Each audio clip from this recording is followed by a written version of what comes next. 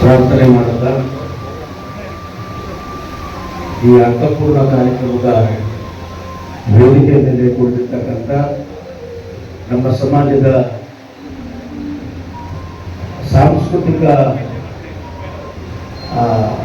ಯಾವುದೇ ಕಾರ್ಯಕ್ರಮದಲ್ಲೂ ಕೂಡ ವಿಶಿಷ್ಟ ಮೆರುಗನ್ನು ತರುವಂಥ ನಮ್ಮ ಸಮಾಜದ ಎಲ್ಲ ಸ್ವಾಮೀಜಿಗಳ ಪಾದಾಭಿನಂದನೆಗೆ ನಮಸ್ಕಾರ ಮಾಡ್ತಾ ಈ ಒಂದು ಕಾರ್ಯಕ್ರಮದಲ್ಲಿ ಬಹಳಷ್ಟು ಜನ ಅತಿಥಿಗಳನ್ನು ನಾನು ಕರೆದಿಲ್ಲ. ಯಾಕಂತ ಹೇಳಿದ್ರೆ ಏನಾದರೂ ನಾವು ಕರೆದ್ರೆ ಅದು ಸಮಾಜಕ್ಕೆ ಅದರ ಪ್ರತಿಫಲ ಸಿಗಬೇಕಾಗ್ತದೆ. ಸಮಾಜದ ನೋವುಗಳನ್ನು ಅರ್ಥ ಮಾಡಿಕೊಳ್ಳುವಂಥ ನಾಯಕರುಗಳನ್ನ ಕರೆಸಬೇಕಾಗ್ತದೆ. ಎಲ್ಲದಕ್ಕಿಂತ ಹೆಚ್ಚಾಗಿ ಮಾನವೀಯತೆ ಇರುವಂಥ ವ್ಯಕ್ತಿಗಳನ್ನ ಕರೆಸಬೇಕಾಗ್ತದೆ. ಹಾಗಾಗಿ ನಾನು ಬಹಳ ಯೋಚನೆ ಮಾಡಿ ಬಹಳ ಕಡಿಮೆ ಜನ ಇಬ್ಬರೇ ಅವ್ರನ್ನ ಕರ್ಸೋಣ, ಸಮಾಜದ ನೋವನ್ನು ಅವರಿಗೆ ಹೇಳೋಣ. ಒಂದು ಇಚ್ಛಾಶಕ್ತಿ ಇರುವಂಥ ರಾಜಕೀಯದಲ್ಲಿರ್ತಕ್ಕಂಥ ವ್ಯಕ್ತಿಗಳು, ಇನ್ನೊಂದು ಪತ್ರಿಕಾರಂಗದಲ್ಲಿರ್ತಕ್ಕಂಥದ್ದು, ಅದಕ್ಕೋಸ್ಕರ ಇಬ್ಬರನ್ನೇ ಕರೆದೆ. ಹಾಗಾಗಿ ನನ್ನ ಆತ್ಮೀಯ ಮಿತ್ರರು, ಬಹಳ ವರ್ಷಗಳ ಸ್ನೇಹದಲ್ಲಿರ್ತಕ್ಕಂಥವ್ರು, ನಮ್ಮ ಸಮಾಜದ ಎಲ್ಲ ವಿಚಾರಗಳನ್ನು ತಿಳ್ಕೊಂಡಿರ್ತಕ್ಕಂಥವ್ರು, ಸಂಘಟನೆ ಅಂದರೆ ಏನು, ಅದರ ತಳ ಹೇಗಿರುತ್ತೆ ಅನ್ನೋದನ್ನ ನೋಡಿದ ತಕ್ಷಣ ಗುರುತುವಂಥ ಒಂದು ಮಹಾ ಮೇಧಾವಿನಿ ಅಂತ ಹೇಳಬೇಕು. ಅಂಥ ವ್ಯಕ್ತಿತ್ವ ಇರ್ತಕ್ಕಂಥ ಸನ್ಮಾನ್ಯ ಡಿ ಸಿ ಚಂದ್ರಶೇಖರ್ ಅವರು, ಈಗ ಅವರು ಕಾರ್ಯಾಧ್ಯಕ್ಷರು KPCC ಮತ್ತು ರಾಜ್ಯಸಭಾ ಸದಸ್ಯರು ಆಗಿರ್ತಕ್ಕಂಥ ನನ್ನ ಆತ್ಮೀಯ ಮಿತ್ರ ಚಂದ್ರಶೇಖರ್ ಅವರು ಕೂಡ ಈ ಸಂದರ್ಭದಲ್ಲಿ ಸ್ವಾಗತವನ್ನು ಮಾಡ್ತಾ, ಹಾಗೆಯೇ ಪತ್ರಿಕಾರಂಗದಲ್ಲಿ ಬಹಳಷ್ಟು ಅನುಭವವನ್ನು ಇರ್ತಕ್ಕಂಥದ್ದು, ಬಹಳಷ್ಟು ಅನುಭವ. ಯಾವುದಾದ್ರೂ ಒಂದು ಹಿಂದುಳಿದ ವರ್ಗದಲ್ಲಿರ್ತಕ್ಕಂಥ ಇಶ್ಯೂಗಳ ಬಗ್ಗೆ ಮಾತಾಡಬೇಕು, ಅದರ ಬಗ್ಗೆ ಏನಾದರೂ ಸಮಾಜಕ್ಕೆ ಒಂದು ಸಂದೇಶ ಕೊಡಬೇಕು ಅಂತ ಹೇಳಿದ್ರೆ ನಿಖರವಾಗಿ ಧೈರ್ಯವಾಗಿ ಏನು ಅದನ್ನೇ ಪತ್ರಿಕೆಯಲ್ಲಿ ಮಾಡುವಂಥ ಛಾತಿ ಇರ್ತಕ್ಕಂಥ ಆತ್ಮೀಯ ಮಿತ್ರರಾದಂಥ ಸನ್ಮಾನ್ಯ ಶ್ರೀ ಚೆನ್ನೇಗೌಡರು ಕೂಡ ಇದ್ದಾರೆ. ಎಲ್ರಿಗೂ ಸ್ವಾಗತವನ್ನು ಮಾಡ್ತೇನೆ. ಮತ್ತೆ ವೇದಿಕೆ ಮುಂಭಾಗದಲ್ಲಿ ಕೂತಿರ್ತಕ್ಕಂಥ ಮತ್ತು ಈ ಕಾರ್ಯಕ್ರಮದ ಎಲ್ಲ ಜವಾಬ್ದಾರಿಗಳನ್ನು ಹೊತ್ತಿರ್ತಕ್ಕಂಥ ಎಲ್ಲ ಸಮಾಜದ ಬಂಧುಗಳಿಗೆ, ಯುವಕರಿಗೆ ಒಟ್ಟಾರೆಯಾಗಿ ಹೇಳಬೇಕಾದ್ರೆ, ಪತ್ರಿಕಾ ಮಿತ್ರರಿಗೆ ಜೊತೆಯಾಗಿ ಹೇಳಬೇಕಾದ್ರೆ ವಿಶ್ವಕರ್ಮ ಸಮಾಜದ ಎಲ್ಲ ನನ್ನ ರಕ್ತ ಸಂಬಂಧಿಗಳಿಗೂ ನನ್ನ ಸಾಷ್ಟಾಂಗ ನಮಸ್ಕಾರಗಳನ್ನು ಮಾಡ್ತೇನೆ. ಈಗಾಗಲೇ ನಿಮಗೆಲ್ಲ ಗೊತ್ತಿದೆ, ಸುಮಾರು 3 ತಿಂಗಳಿಂದ ನಾನು ಈ ಕಾರ್ಯಕ್ರಮ ಮಾಡಬೇಕು ಅನ್ನುವಂಥ ಒಂದು ಆಸೆಯನ್ನು ಹೊತ್ತುಕೊಂಡಿದ್ದೇನೆ. ಯಾಕೆಂತ ಹೇಳಿದ್ರೆ ಹಾಗೆ ಹೇಳ್ತಿಲ್ಲ. ಯಾಕೆಂತ ಹೇಳಿದ್ರೆ ಒಂದು ಕಾರ್ಯಕ್ರಮ ಮಾಡಬೇಕಾದ್ರೆ ಬಹಳ ಯೋಚನೆ ಮಾಡಬೇಕು. ಸಮಾಜಕ್ಕೆ ಬೇಕಾಗಿರೋದನ್ನೇ ಮಾಡಬೇಕು. ನನಗೆ 1 ಲಕ್ಷ ಜನ 2 ಲಕ್ಷ ಜನ ಸೇರಿಸಿ ಸಮಾವೇಶಕ್ಕೆ ಮಾಡೋದು ಕಷ್ಟ ಅಲ್ಲ. ಅದು ನನಗೆ 1 ತಿಂಗಳ ಸಮಯ ಕೊಟ್ಟು 2 ಲಕ್ಷ ಜನ ಬರೀ ವಿಶ್ವಕರ್ಮರನ್ನೇ ಸೇರಿಸಿ ರಾಜ್ಯಾದ್ಯಂತ ಹೋರಾಟ ಮಾಡಿಬಿಡ್ತೇನೆ ನಾನು.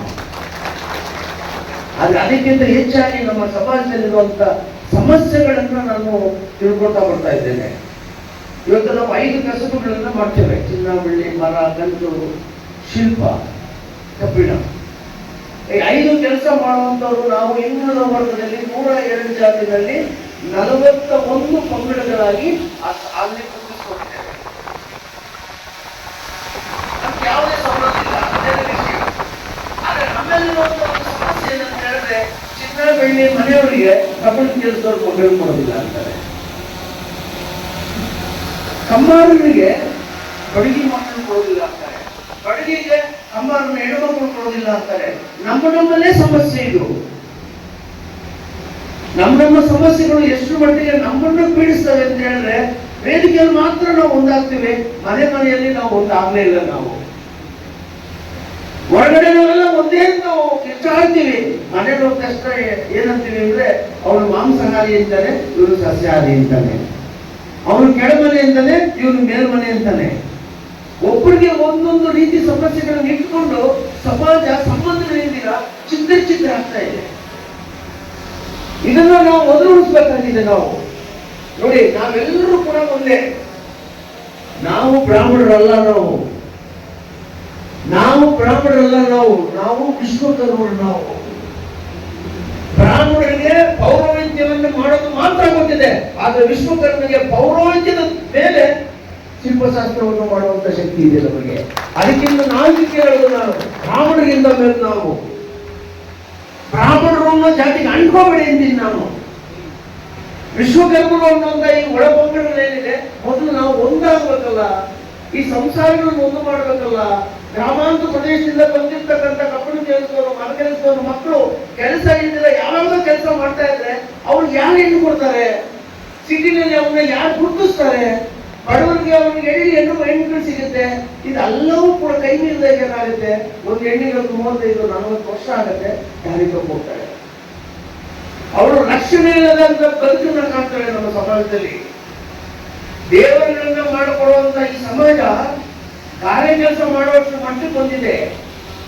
ಯಾಕಂದ್ರೆ ನಮ್ಗೆ ಗೊತ್ತಿಲ್ಲ ಸಂವಿಧಾನದಲ್ಲಿರ್ತಕ್ಕಂಥ ವಿಚಾರಗಳನ್ನ ತಿಳ್ಕೋಬೇಕು, ಮೀಸಲಾತಿನ ಪಡಿಬೇಕು, ನಮ್ಮ ಮಕ್ಕಳನ್ನು ಓದಿಸ್ಬೇಕು, ಇದೆಲ್ಲ ನಮ್ಗೆ ಗೊತ್ತಿಲ್ಲ. ನಮ್ಗೆ ಇನ್ನೂ ಈ ಸಮಾಜ ಮೂಢನಂಬಿಕೆಗಳೆಲ್ಲ ಬದುಕ್ತಾ ಇದ್ದೀವಿ ನಾವು. ಈ ಮೂಢನಂಬಿಕೆಗಳನ್ನ ಒಡೆದೋಡಿಸ್ಬೇಕು ಅಂತ ಹೇಳಿದ್ರೆ ಈ 5 ಕಸುಗಳನ್ನ ಮಾಡುವ ನಾವೆಲ್ಲ ಒಂದಾಗಬೇಕು. ಸಂಬಂಧಗಳಲ್ಲಿ ಒಂದಾಗಬೇಕು. ನೀವು ಯಾವುದೇ ಆಹಾರ, ಯಾವುದೇ ನೋಟ, ಅದು ನಿಮ್ಮ ಸ್ವಂತ. ಅದು ಜಾತಿಗೊಂದು ವ್ಯಾಪ್ತಿ